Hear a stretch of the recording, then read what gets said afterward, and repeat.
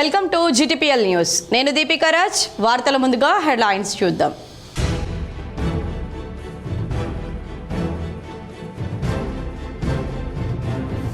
జగిత్యాల జిల్లా కొడిమ్యాలలో వారం రోజుల క్రితం భార్యకు ఉరేసి చంపిన భర్త. ఆలస్యంగా వెలుగులోకి వచ్చిన ఘటనతో భర్త అరెస్ట్, పలువురిపై కేసు నమోదు.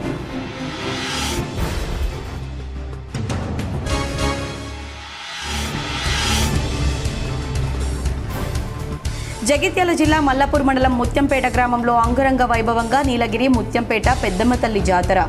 హాజరైన కోరుట్ల నియోజకవర్గం కాంగ్రెస్ పార్టీ ఇన్ఛార్జ్ జువ్వాడి నరసింగరావు.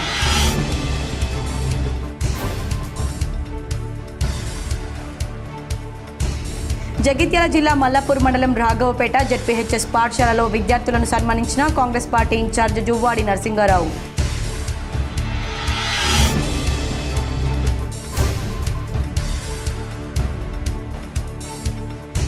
జగిత్యాల జిల్లా మెటుపల్లిలో ఘనంగా వనమహోత్సవ కార్యక్రమం. నేషనల్ హైవేపై నూతనంగా ఏర్పాటు చేసిన డివైడర్లపై పూల మొక్కలను నాటిన కమిషనర్ మోహన్.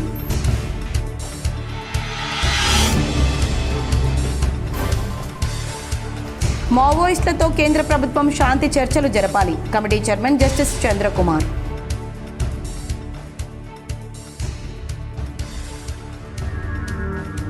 రేపటి నీట్ పరీక్షకు అన్ని ఏర్పాట్లు పూర్తి. Karimnagar collector Pamela Satpathy.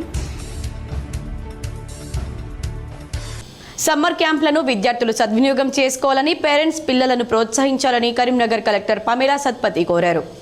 జిల్లా యంత్రాంగం ఆధ్వర్యంలో వివిధ ప్రైవేట్ విద్యాసంస్థల సహకారంతో ప్రభుత్వ పాఠశాలల విద్యార్థులకు ఇస్తున్న సమ్మర్ క్యాంపులను సద్వినియోగం చేసుకుని రాణించాలని కరీంనగర్ జిల్లా కలెక్టర్ పమేలా సత్పతి అన్నారు. జిల్లా యంత్రాంగం ఆధ్వర్యంలో అల్ఫోర్స్ విద్యాసంస్థ సహకారంతో రామడుగు మండలం వెదిర గ్రామంలోని అల్ఫోర్స్ పాఠశాలలో వివిధ ప్రభుత్వ పాఠశాలల విద్యార్థులకు ఒలింపియాడ్లో శిక్షణ ఇస్తున్నారు. శిక్షణలో మెరిట్ సాధించిన విద్యార్థులకు బహుమతి ప్రదానోత్సవానికి కలెక్టర్ హాజరయ్యారు. ప్రభుత్వ పాఠశాలల విద్యార్థులకు వివిధ రంగాల్లో శిక్షణ ఇచ్చే విధంగా ప్రైవేట్ యాజమాన్యాలతో గతంలో ఒప్పందం కుదుర్చుకున్నామన్నారు. ప్రభుత్వ పాఠశాల విద్యార్థులు సైతం అన్ని రంగాల్లోనూ రాణించాలన్న ఆలోచనతో ఈ కార్యక్రమం చేపట్టామని తెలిపారు. ఇందులో భాగంగా అల్ఫోర్స్ విద్యాసంస్థ ప్రభుత్వ విద్యార్థులకు ఒలింపియాడ్లో శిక్షణ ఇస్తుందని తెలిపారు. గత నెల 24 నుండి శిక్షణ ప్రారంభమైందని తెలిపారు. విద్యార్థులను తల్లిదండ్రులు ప్రోత్సహించి శిక్షణకు పంపించాలని, వారి బంగారు భవిష్యత్తుకు బాటలు వేయాలని సూచించారు. ప్రభుత్వ పాఠశాల విద్యార్థుల్లో టాలెంట్ ఉందని అన్నారు. వారికి అవకాశాలు ఇచ్చి ప్రోత్సహించాలని తెలిపారు.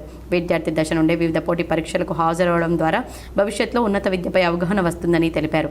ఈ కార్యక్రమంలో అల్ఫోర్స్ విద్యాసంస్థల చైర్మన్ నరేందర్ రెడ్డి, జిల్లా సైన్స్ అధికారి జైపాల్ రెడ్డి, క్వాలిటీ కోఆర్డినేటర్ అశోక్ రెడ్డి, తహసీల్దార్ రాజేశ్వరి, ప్రభుత్వ పాఠశాలల విద్యార్థులు, తల్లిదండ్రులు పాల్గొన్నారు. ముఖ్యంగా అల్ఫోర్స్ వాటికి చూస్తే ఇంతకు ముందు కూడా మ్యాథ్స్ అండ్ సైన్స్ ఒలింపియాడ్లో చాలా మంది పిల్లలు, అంటే ఆల్మోస్ట్ 200 పైగా పిల్లలు పార్టిసిపేట్ అయ్యారు. చాలా మందికి మంచి ఫలితాలు వచ్చింది. గత నెల మనము అందరూ, అంటే ఎవరైనా మంచి అచీవర్స్ ఉన్నారు వాళ్ళందరికీ సర్టిఫికేట్స్, అవార్డ్స్, మెడల్స్ ఇవ్వడం జరిగింది. సో అలాంటి కార్యక్రమాన్ని ముందుకి కొనసాగుతూ ఈరోజు మనము అంటే చైర్మన్ గారు ఆలోచన మేరకు, అంటే ఒలింపియాడ్ కాకుండా ఒక లాంగ్ టర్మ్ మనం చూడాలి. పిల్లలు చాలా వాటికి ఎంట్రన్స్ రాసుకోవడానికి భయపడతారు. అంటే ఆ సబ్జెక్ట్ మ్యాటర్ తెలిసినా కూడా అది ఒక క్వశ్చన్ విధానంలో వస్తే ఆ క్వశ్చన్ని ఏ విధంగా అటెంప్ట్ చేయాలి, దానికి ఏ విధంగా మనము సమాధానం అంటే ఆలోచించాలన్నది క్రిటికల్ థింకింగ్ ప్రాసెస్, అంటే అనలిటికల్ స్కిల్స్ని ఓన్ చేసుకోవాలి తప్పకుండా అని చెప్తూ, ఇలాంటి ఒక residential program only selected children వాటికి పెట్టుకుంటే ఇంత బాగుంటుంది అని వాళ్ళ ఆలోచన మేరకు మనము ప్రతి ZPHS స్కూల్లో, అంటే లోకల్ లెవెల్లో ప్రతి స్కూల్లో ఒక ఎంట్రన్స్ లాగా, ఒక చిన్న ఎగ్జామ్ లాగా పెడుతూ అక్కడ నుంచి మంచి మెరిటోరియస్ చిల్డ్రన్ని సెలెక్ట్ చేయడం జరిగింది.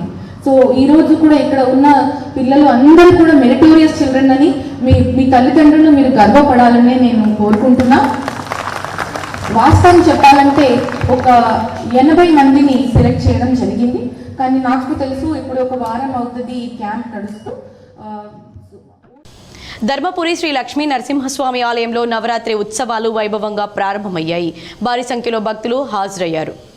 జగిత్యాల జిల్లా ధర్మపురిలో శ్రీ లక్ష్మీ నరసింహస్వామి ఆలయంలో నరసింహస్వామి నవరాత్రి ఉత్సవాలు వైభవంగా ప్రారంభమయ్యాయి. ఉదయం మంగళ వాయిద్యాలతో ఆలయం నుండి గోదావరి నదీ జలాలు తీసుకొచ్చారు ఆలయ అర్చకులు. ప్రధాన ఆలయంలో గణపతి పూజ, కలశ స్థాపన అనంతరం గోదావరి జలాలు, పంచామృతాలతో వేద పండితుల వేద మంత్రాల మధ్య శాస్త్రోక్తంగా అభిషేకం నిర్వహించారు. నరసింహస్వామి నవరాత్రి ఉత్సవాల ప్రారంభ పూజల్లో పెద్ద సంఖ్యలో భక్తులు పాల్గొన్నారు.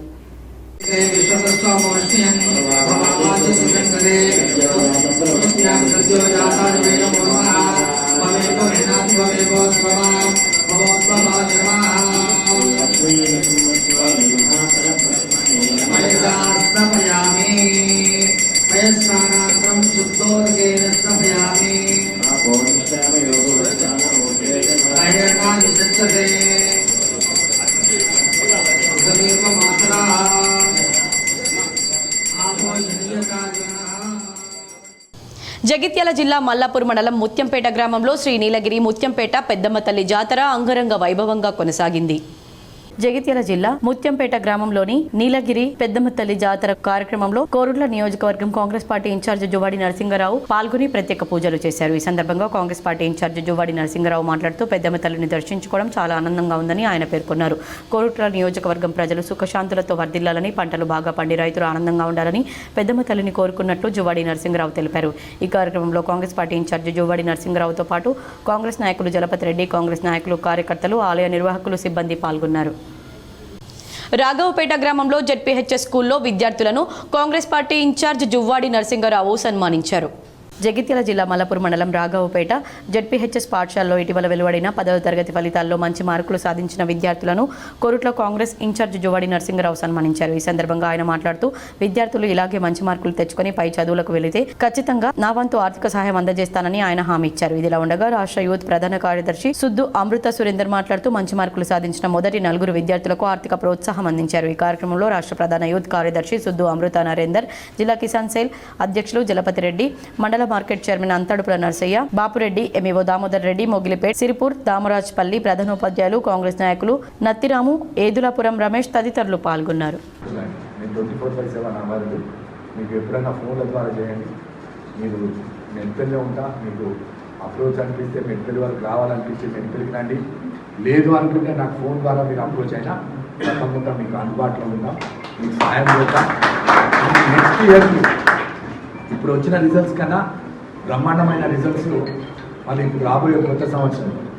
ఇంతకుముందు ఎంఈఓ గారు చెప్పినారు, ఇక్కడ కనిపించాలి ఎవరైనా వచ్చినా కూడా admissions full, no more admissions అన్నది ఆడ ఉండాలి. అలాంటప్పుడే ఇక్కడ మన స్కూల్కు మంచి పేరు వస్తుంది. ఈ గ్రామంలో ఉన్న వాళ్ళ తల్లిదండ్రులు ఒక కొడుకుని చదివిస్తే కూతురు ఉంటే నిజంగా కొడుకుకు మంచి మార్కులు వచ్చినాయి, కూతురును వేరే స్కూల్కి పంపించాల్సిన అవసరం లేదు, ఇదే స్కూల్లో చదివిద్దాం అన్న ఆలోచన తల్లిదండ్రులకు కలిగజేయాల్సిన బాధ్యత కూడా మన గ్రామస్తుల పైన ఉండాలని మీ అందరికీ తెలియజేస్తాం. ఈ ఒక్క గ్రామమే కాదు, ఇలాంటి గ్రామాలు మల్లాపూర్ మండలంలో ఎవరున్నా కూడా ఒకరోజు ఇక్కడ మా పార్టీకి సంబంధించిన నాయకులందరం కూడా ఒక ప్రోగ్రాం తీసుకుంటాం. మేము బిఫోర్ జూన్ వరకు కొత్త అడ్మిషన్స్ కోసం అందులో మళ్ళీ ఎంఈఓ గారు కానీ కోరుట్లలో వక్ఫ్ బోర్డు సవరణ చట్టానికి నిరసనగా ముస్లింలు శాంతియుత ర్యాలీ నిర్వహించారు. కేంద్ర ప్రభుత్వం ఇటీవల ప్రవేశపెట్టిన వక్ఫ్ ప్రొటెక్షన్ బిల్లు 2025 పైన జగిత్యాల జిల్లా కోరుట్ల పట్టణానికి చెందిన ముస్లింలమైన మేము తీవ్రంగా ఖండిస్తున్నామని, అభ్యంతరం వ్యక్తం చేస్తున్నామని కోరుతూ కోరుట్ల షికారి పంపు నుండి ఆర్డీఓ ఆఫీస్ వరకు పాదయాత్ర, భారీ ఎత్తున ర్యాలీ నిర్వహించి ఆర్డీఓకు వినతి పత్రాన్ని సమర్పించారు. ఈ బిల్లులోని అంశాలు ముస్లిం సమాజ హితానికి విరుద్ధంగా ఉండడమే కాక దేశంలోని ముస్లింలు ఆస్తులుగా దేవుని పేరు మీద ఇచ్చిన వక్ఫ్ ఆస్తుల పరిరక్షణ హక్కులను కుదించేందుకు గల నిబంధనలు ఉన్నాయని భావిస్తున్నామని, ముస్లిం సమాజ పక్షం నుంచి ఎలాంటి సూచనలు లేకుండా ఏకపక్షంగా తీసుకున్న ఈ నిర్ణయాన్ని మేము తీవ్రంగా ఖండిస్తున్నాం కాబట్టి విషయం మమ్మల్ని తీవ్రంగా కలిచివేసిందన్నారు. ముఖ్యంగా వక్ఫ్ బోర్డు పరిరక్షణ కమిటీలో ముస్లిం చేతరులను చేర్చడం వంటి ప్రతిపాదనలను మేము తీవ్రంగా వ్యతిరేకిస్తున్నామని, ఇది ముస్లిం సమాజ భావోద్వేగాలను తీవ్రంగా వ్యతిరేకంగా ఉండడమే కాకుండా వక్ఫ్ ఆస్తుల స్వతంత్రతను భంగపరిచే చర్యగా భావిస్తున్నామని, అందువల్ల మా విన్నపాన్ని పరిగణించి కేంద్ర ప్రభుత్వానికి మీ అభిప్రాయాలు చేరవేసి వక్ఫ్ ప్రొటెక్షన్ బిల్ 2025ను వెంటనే వెనక్కి తీసుకునేలా మా విన్నపాన్ని ప్రాధాన్యతతో పరిగణించాలని కోరుతున్నామన్నారు. ఈ కార్యక్రమంలో పలువురు ముస్లిం మైనార్టీ సోదరులు, మత పెద్దలు, కోరుట్ల యూత్ సభ్యులు తదితరులు ఉన్నారు. మే 5 నుంచి మే 19 వరకు రెవెన్యూ సదస్సులు నిర్వహించబడతాయని పెద్దపల్లి జిల్లా కలెక్టర్ కోయా శ్రీహర్ష వెల్లడించారు. భూ సమస్యల పరిష్కారానికి రెవెన్యూ సదస్సులు సద్వినియోగం చేసుకోవాలని ప్రజలకు సూచించారు. ప్రభుత్వం జారీ చేసిన ఆదేశాల ప్రకారం పైలట్ ప్రాజెక్టు కింద పెద్దపల్లి జిల్లాలోని ఎలిగేడు మండలంలో భూభారతి రెవెన్యూ సదస్సులు మే 5 నుంచి మే 19 వరకు నిర్వహించడం జరుగుతుందని కలెక్టర్ కోయ శ్రీహర్ష తెలిపారు. కలెక్టరేట్లో ఎలిగేడు మండలంలో రెవెన్యూ సదస్సుల నిర్వహణపై జిల్లా కలెక్టర్ సంబంధిత అధికారులతో సమీక్ష నిర్వహించారు. రాష్ట్ర ప్రభుత్వం పెద్దపల్లి జిల్లాలోని ఎలిగేడు మండలంలో పైలట్ ప్రాజెక్టు కింద భూభారతి రెవెన్యూ సదస్సులు నిర్వహించి ప్రజల నుంచి దరఖాస్తులు స్వీకరించాలని ఆదేశించిందని తెలిపారు. అదనపు కలెక్టర్ రెవెన్యూ సదస్సుల నిర్వహణకు ప్రత్యేక అధికారిగా ఉంటూ పర్యవేక్షిస్తారని కలెక్టర్ తెలిపారు. జిల్లాలో 3 బృందాలను ఏర్పాటు చేసి ప్రతి గ్రామ పంచాయతీల్లో 2 రోజుల పాటు రెవెన్యూ సదస్సులు జరిగేలా షెడ్యూల్ రూపొందించడం జరిగిందని, రెవెన్యూ సదస్సుల్లో ప్రజల నుంచి దరఖాస్తులు స్వీకరిస్తామని, భూ సమస్యలు ఉన్నవారు రెవెన్యూ సదస్సుల్లో పాల్గొని దరఖాస్తులు సమర్పించాలని కోరారు. రేపు ఆదివారం జరగనున్న నీట్ పరీక్షకు అధికారులు పకడ్బందీ ఏర్పాట్లు చేశారు. పరీక్షా కేంద్రాలను కరీంనగర్ కలెక్టర్ పమేలా సత్పతి సందర్శించారు. కరీంనగర్లోని ఎల్ఎండి కాలనీలో కేంద్రీయ విద్యాలయంలో ఏర్పాటు చేసిన నీట్ పరీక్షా కేంద్రాన్ని పరిశీలించిన కలెక్టర్ కరీంనగర్ జిల్లాలో 7 పరీక్షా కేంద్రాల్లో 2975 మంది అభ్యర్థులు నీట్ పరీక్ష రాస్తున్నారని తెలిపారు. మధ్యాహ్నం 2 గంటల నుండి సాయంత్రం 5 గంటల వరకు జరగనున్న నీట్ పరీక్షకు హాజరయ్యే అభ్యర్థులకు ఎలాంటి ఇబ్బందులు తలెత్తకుండా చర్యలు తీసుకున్నామన్నారు. అభ్యర్థులు నిర్ణీత సమయానికి ముందే కేంద్రాలకు చేరుకునేలా తగిన జాగ్రత్తలు తీసుకోవాలని సూచించారు. పరీక్షా కేంద్రంలోనికి అభ్యర్థులను ఉదయం 11 గంటల నుండి మధ్యాహ్నం 1:30 గంట వరకు మాత్రమే అనుమతిస్తారని తెలిపారు. నిర్ణీత సమయం దాటిన తర్వాత ఎట్టి పరిస్థితుల్లోనూ పరీక్షా కేంద్రాల్లోనికి వెళ్లేందుకు అనుమతి ఉండదని స్పష్టం చేశారు. పరీక్షా హాల్లోనికి వెళ్లే ముందు బయోమెట్రిక్ హాజరు, రిజిస్ట్రేషన్, తనిఖీ వంటి ప్రక్రియలు చేపట్టాల్సి ఉన్నందున అభ్యర్థులు ముందస్తుగానే చేరుకోవాలన్నారు. అభ్యర్థులు తప్పనిసరిగా అడ్మిట్ కార్డు పైన ఒక పాస్పోర్ట్ సైజ్ ఫోటో, మరొక పోస్ట్ కార్డ్ సైజ్ ఫోటోను అతికించాలన్నారు. అదనంగా మరొక పాస్పోర్ట్ సైజ్ ఫోటోను, అప్డేటెడ్ ఆధార్ కార్డును, లేటెస్ట్ ఫోటోతో కూడిన ఐడి ప్రూఫ్ను అభ్యర్థులు తమ వెంట తెచ్చుకోవాలని సూచించారు. దివ్యాంగ అభ్యర్థులు వైకల్యాన్ని ధృవీకరించే సర్టిఫికెట్లను తీసుకురావాలన్నారు. పరీక్షా కేంద్రాలకు విద్యార్థులు పెన్నులు, పెన్సిళ్లను, ఇతర ఎలాంటి వస్తువులను ఎట్టి పరిస్థితుల్లోనూ తీసుకురావద్దని సూచించారు. పరీక్షా కేంద్రంలోని అభ్యర్థులకు అక్కడే పెన్నులను సమకూర్చడం జరుగుతుందని తెలిపారు. అదేవిధంగా ఎలక్ట్రానిక్ ఉపకరణాలైన మొబైల్ ఫోన్లు, డిజిటల్ చేతి గడియారాలు, బ్లూటూత్ వంటివి అనుమతించబడవని అన్నారు. పరీక్షా కేంద్రాల వద్ద సీసీ కెమెరాలతో పాటు ట్రాఫిక్ నియంత్రణకు చర్యలు తీసుకోవాలని పోలీసు అధికారులను ఆదేశించారు. నీట్ పరీక్షకు సంబంధించి అభ్యర్థుల సందేహాల నివృత్తి కోసం 08782997247 నంబర్కు ఫోన్ చేసి సందేహాలను నివృత్తి చేసుకోవచ్చని సూచించారు. కరీంనగర్ సమీపంలోని నగనూరులో దుర్గా భవానీ ఆలయంలో సుందరేశ్వరుల కళ్యాణం కన్నుల పండుగగా జరిగింది. ఆలయ అష్టమ వార్షికోత్సవం సందర్భంగా ఆదిశంకరాచార్యుల జన్మదినోత్సవాన్ని పురస్కరించుకొని కళ్యాణోత్సవం వైభవంగా నిర్వహించారు. వేద పండితులు పురాణం మహేశ్వర శర్మ నేతృత్వంలో జరిగిన వేడుకల్లో భక్తులు అధిక సంఖ్యలో పాల్గొన్నారు. ఎంత సునాయాసమైన ప్రయాణం, ఎంత ఆహ్లాదకరమైన వాతావరణం ఇక్కడ. మరి ఇన్ని సులక్షణ ఉన్నటువంటి మా అమ్మవారు ఎన్నో యుగాలు వెయిట్ చేస్తే కానీ దర్శన భాగ్యం కలిగిందండి మా అమ్మవారు. మీరు అనుకున్న ఆ శివుని యొక్క, ఆ పరమేశ్వరుని యొక్క, సుందరేశ్వరుని యొక్క అందానికి, వారికి నుండి బలగానికి ఏ మాత్రం తీసుకోవాలని చెప్పి నేను ఈ ప్రభావంగా మీ ముందు భక్తులు చెప్తున్నాను. ఇది కాదంటే నేను చెప్పగలగాలి. 3 ముళ్ల బంధంతో 7 అడుగులు నడిచారు. 20 ఏళ్లుగా కాపురం చేశారు. సంతాన యోగం లేక నిత్యం గొడవ పడ్డారు. సూటిపోటి మాటలతో అదనపు కట్నం కోసం వేధించి చివరికి ప్రాణాలు తీసి కటకటాల పాలయ్యాడు. వివరాలు చూద్దాం. ఇదిగో ఈ ఫోటోలోని దంపతుల పేర్లు ఆవుదూర్తి మమత, మహేందర్. కరీంనగర్ జిల్లా గంగాధర మండలం మల్లాపూర్ గ్రామానికి చెందిన రాచకొండ పద్మసత్తయ్య దంపతుల కూతురు మమత, జగిత్యాల జిల్లా కొడిమేల మండల కేంద్రానికి చెందిన ఆవుదూర్తి వజ్రమ్మ, లక్ష్మీరాజం దంపతుల కుమారుడు మహేందర్లకు 20 ఏళ్ల క్రితం వివాహమైంది. కరీంనగర్లో కాపురం పెట్టిన ఆ దంపతులకు సంతానం కలగలేదు.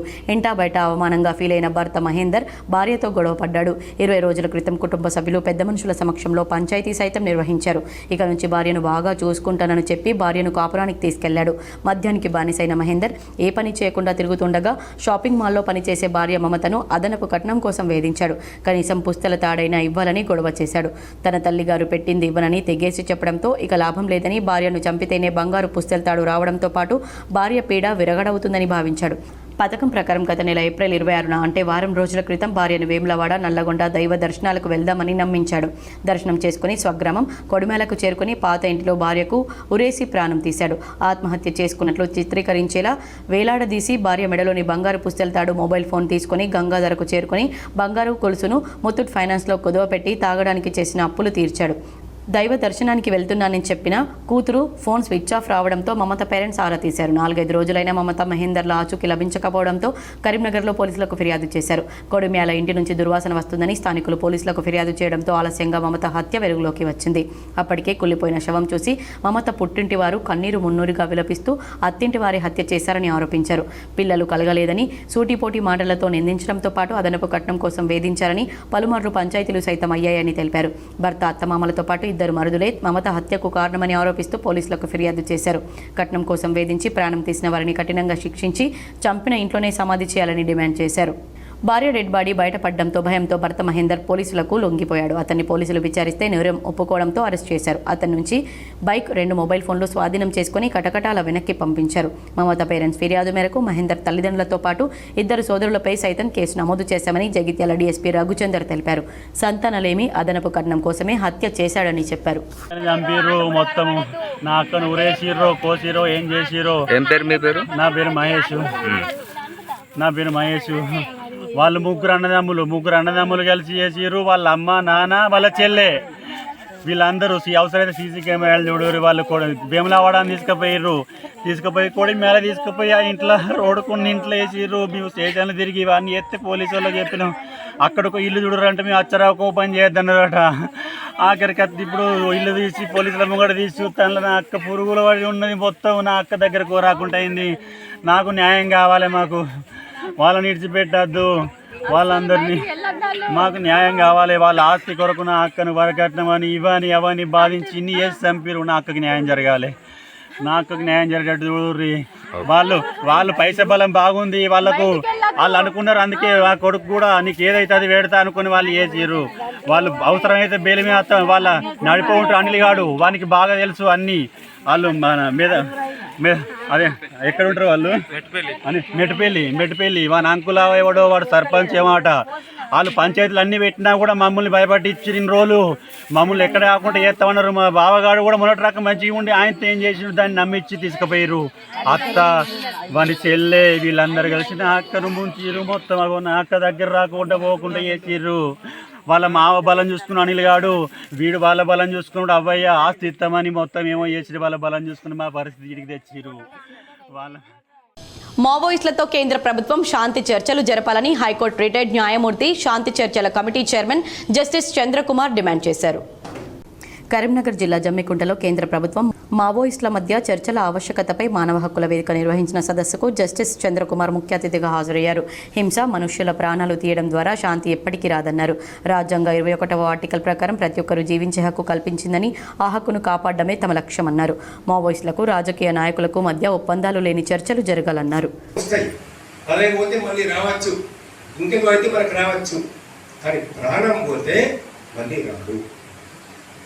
కాబట్టి ప్రాణానికి విలువ అనేది చాలా ఉంది ప్రకృతిలో.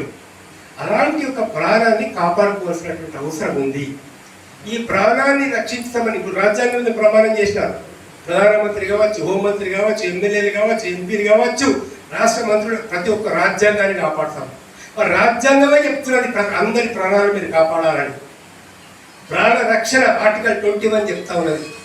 అలాంటి రాజ్యాంగం మీద ప్రమాణం చేసినటువంటి వారు మీరు రాజ్యాంగాన్ని కాపాడాల్సిన అవసరం ఉంది. ఇప్పుడు ప్రభుత్వం వాళ్ళు ఏమంటున్నారంటే మీరు సరెండర్ కదా, మీరు ఆయుధాలు వదిలిపెట్టేస్తారని. మేమేమంటున్నాం, ఆ విషయం కూడా చర్చల్లో పెట్టండి. ఆ విషయం కూడా ప్రభుత్వం ఇంక్లూడ్ చేయండి.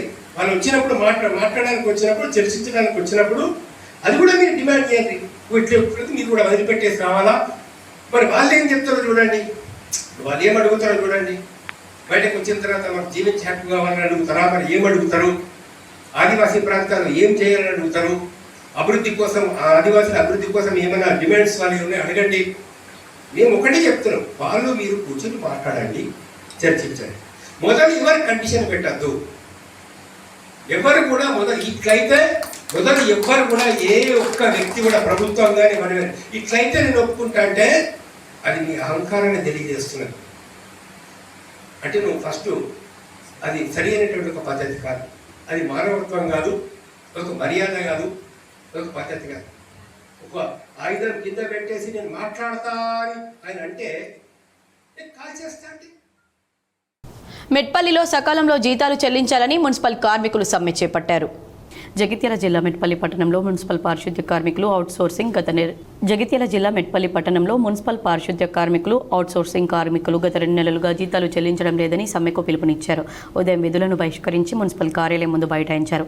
అనంతరం కూరగాయల మార్కెట్లో భిక్షాటన చేసిన మున్సిపల్ పారిశుద్ధ్య కార్మికులు మున్సిపల్ కార్యాలయం నుండి మార్కెట్ మరియు పాత బస్టాండ్ చౌరస్తా వరకు ర్యాలీ నిర్వహించారు.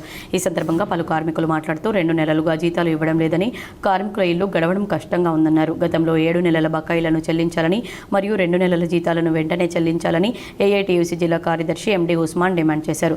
ప్రతి కార్మికులు రోజుకు 2 షిఫ్టుల్లో పనిచేస్తూ రాష్ట్రంలోనే ఉత్తమ మున్సిపాలిటీగా అవార్డు రావడానికి మా మున్సిపల్ కార్మికులు ఎనలేని సేవలు చేస్తున్నారన్నారు. పెండింగ్లో ఉన్న బకాయిలు మరియు 2 నెలల జీతాలను వెంటనే చెల్లించాలని సమ్మెను ఉధృతం చేస్తామని తెలిపారు. ఈ కార్యక్రమంలో ఏఐటీయూసీ జిల్లా ప్రధాన కార్యదర్శి ఎండి ఉస్మాన్, మున్సిపల్ లేబర్ యూనియన్ అధ్యక్షులు బర్ల లక్ష్మణ్ మరియు కార్మికులు పాల్గొన్నారు. దయచేసి మాకు 2 నెలల నుంచి జీతాలు లేవు, మరి ఎట్లా బతుకుడు మేము ఎండల మమ్మల్ని అర్థం చేసుకోవాలి కదా. మరి 7 నెలల బకాయి కూడా రావాలి, అవి కూడా ఇవ్వాలి కదా. మేము ఎంత మంచిగా అడిగి అడిగి అడిగి అడిగి ఇప్పుడు ఇస్తామని ఇస్తాం అవుతున్నాయి, అక్కడ ఆగినాయి ఇక్కడ ఆగినాయి అని అదే వాయిదాలు పెడుతున్నారు. కానీ వన మహోత్సవంలో భాగంగా మెట్పల్లి డివైడర్లపై పూల మొక్కలను మున్సిపల్ కమిషనర్ టి మోహన్ నాటారు. జగిత్యాల జిల్లా మెట్పల్లిలో వన మహోత్సవ కార్యక్రమంలో భాగంగా Metpalli municipal commissioner T Mohan ఈరోజు నేషనల్ హైవేపై నూతనంగా ఏర్పాటు చేసిన డివైడర్లపై పూల మొక్కలను నాటారు. ఈ సందర్భంగా కమిషనర్ మాట్లాడుతూ నేషనల్ హైవే డివైడర్లపై మొత్తం 200 పూల మొక్కలు నాటే కార్యక్రమం చేపట్టినట్లు తెలిపారు. పట్టణంలోని డివైడర్లపై నాటిన మొక్కలను ఆకర్షణీయంగా తీర్చిదిద్దేందుకు ప్రత్యేక శ్రద్ధ తీసుకుంటున్నామన్నారు. మొక్కలను ప్రతిరోజు 2 పూటల ట్యాంకర్ల ద్వారా నీరు పట్టాలని, డివైడర్ మధ్య పెరిగిన పిచ్చిగడ్డి పూర్తిగా తొలగించాలంటూ సంబంధిత సిబ్బందికి ఆదేశాలు జారీ చేసినట్లు వెల్లడించారు. ఈ కార్యక్రమంలో incharge sanitary inspector Ratnakar, AE Tirupati, environment engineer Vishnu, Mujeeb, Nizam, Ashok, Naresh, Harithaharam సిబ్బంది పాల్గొన్నారు. ఉగ్రవాదం మానవాళికి అతిపెద్ద ముప్పు అని ప్రధాని నరేంద్ర మోదీ అన్నారు. దాన్ని ఎదుర్కొనేందుకు సిద్ధంగా ఉన్నామన్నారు.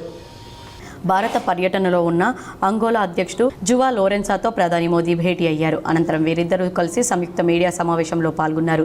ఈ సందర్భంగా పహల్గామ్ ఉగ్రదాడి ఘటనను మోదీ ప్రస్తావించారు. ఉగ్రవాదం మానవాళికి అతిపెద్ద ముప్పు అని, పహల్గామ్ దాడి నేపథ్యంలో సీమాంతర ఉగ్రవాదంపై భారత్ చేస్తున్న పోరాటానికి అంగోలా మద్దతు పలికిందన్నారు. అందుకు ఆ దేశానికి కృతజ్ఞతలు తెలియజేస్తున్నానన్నారు.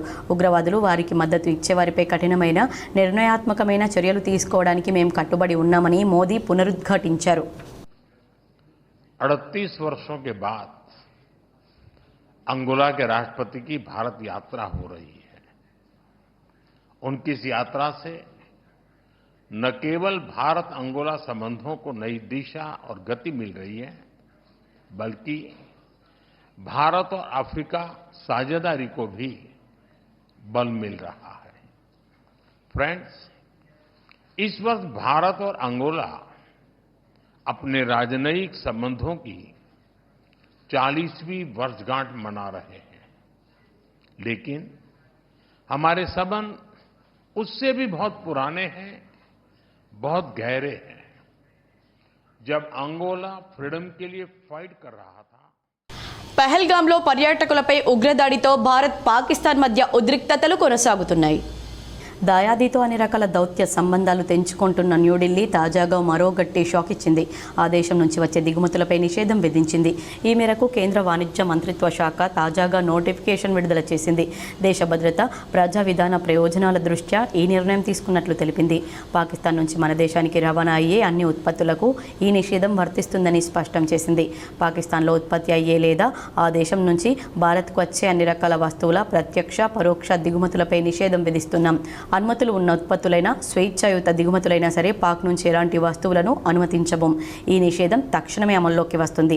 తదుపరి ఉత్తర్వులు వెలువడే వరకు ఈ ఆంక్షలు కొనసాగుతాయి.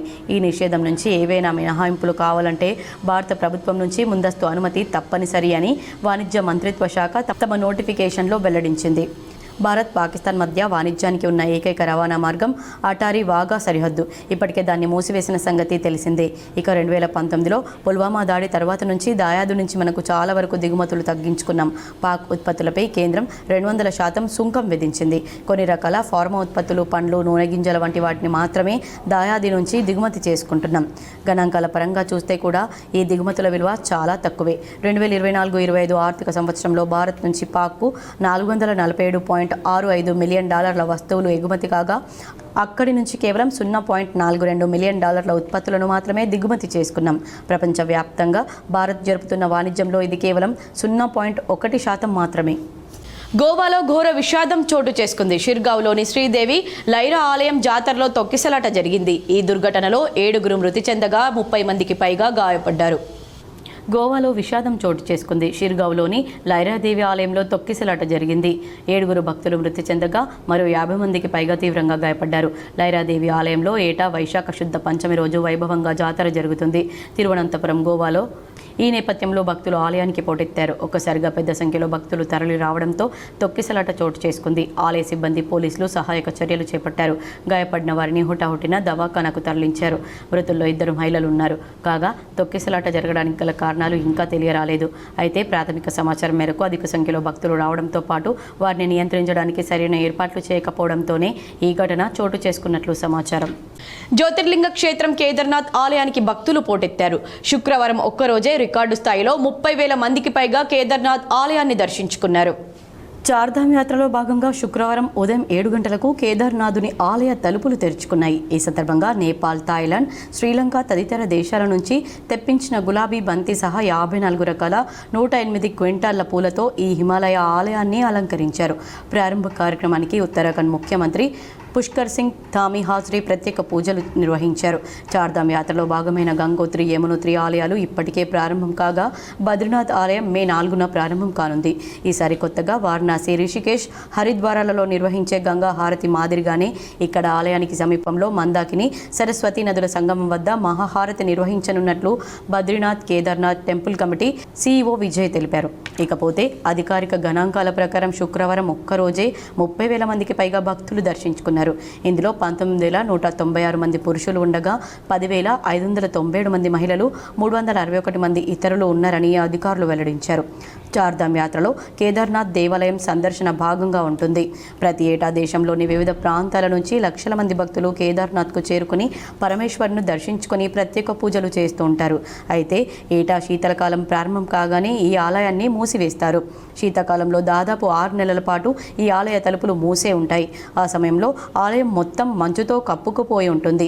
తిరిగి వేసవిలో ఈ ఆలయ తలుపులు తిరిగి తెరుస్తారు. వార్తలు ముగించే ముందు హెడ్లైన్స్ మరోసారి.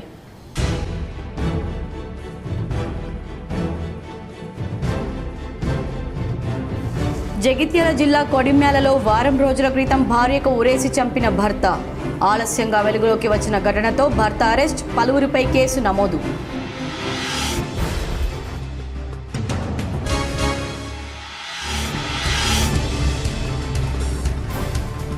జగిత్యాల జిల్లా మల్లాపూర్ మండలం ముత్యంపేట గ్రామంలో అంగరంగ వైభవంగా నీలగిరి ముత్యంపేట పెద్దమ్మ తల్లి జాతర. హాజరైన కోరుట్ల నియోజకవర్గం కాంగ్రెస్ పార్టీ ఇన్ఛార్జ్ జువ్వాడి నరసింగరావు.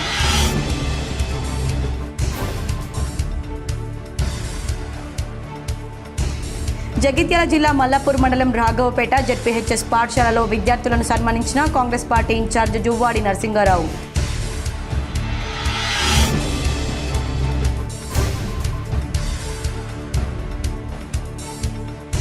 జగిత్యాల జిల్లా మెటుపల్లిలో ఘనంగా వనమహోత్సవ కార్యక్రమం. నేషనల్ హైవేపై నూతనంగా ఏర్పాటు చేసిన డివైడర్లపై పూల మొక్కలను నాటిన కమిషనర్ మోహన్.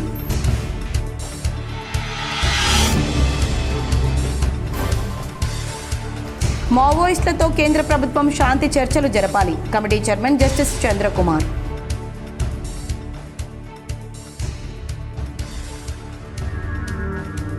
రేపటి నీట్ పరీక్షకు అన్ని ఏర్పాట్లు పూర్తి. Karimnagar collector Pamela Satpathy. ఈ వార్తలు ఇంతటితో సమాప్తం. తిరిగి ప్రసారమయ్యే వార్తల్లో మళ్ళీ కలుద్దాం. అంతవరకు చూస్తూనే ఉండండి మీ GTPL.